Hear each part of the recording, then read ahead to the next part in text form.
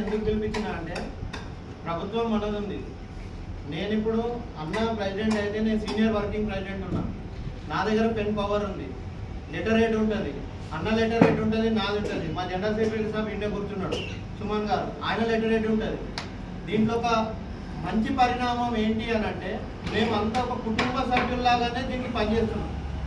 ఇప్పుడు తనకు ఒక టీవీ ఛానల్ ఉంది, తన అడ్వకేట్, తన రంగం వేరే ఉంది.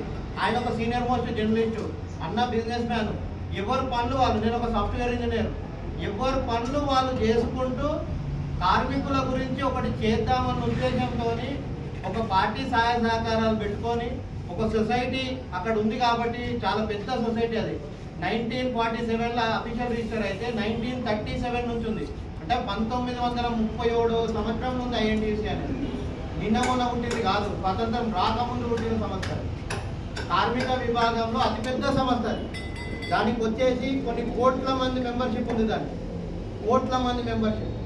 ఆ సంస్థ మన చేతిలోకి వచ్చింది. ఇప్పుడు దైవ నిర్ణయమో లేకపోతే మా అదృష్టం మాకు తెలియదు కదా, ఆ సంస్థను మేము ఓడి చేయగలుగుతున్నాం. మా దగ్గర ఒక పవర్ ఉంది. ఆ పవర్ని మనం ఏం చేయొచ్చు అంటే మీరంతా వచ్చేసి మీ కల్చర్ డిపార్ట్మెంట్ కిందకి వస్తారు. మీరు అంతా గుర్తుపెట్టుకోవాల్సింది ఏంటంటే మీరంతా కల్చర్ డిపార్ట్మెంట్ కిందకి వస్తారు. మీకు ఒక విచిత్రమైన థింగ్ చెప్తాను, మీకు ఒక విచిత్రమైన విషయం చెప్తాను. మొత్తం రాష్ట్రం మొత్తానికి కల్చర్ డిపార్ట్మెంట్ డైరెక్టర్ వచ్చేసి మామిడి హరికృష్ణ సార్ అని ఉంటాడు.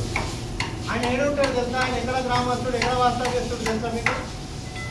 మీ వరంగల్, మీ సాయంపేట అతనే. ఆయన 12 సంవత్సరాల నుంచి ఆ డిపార్ట్మెంట్కి డైరెక్టర్ ఉన్నాడు. ఆయన పొన్నం ప్రభాకర్ గారు.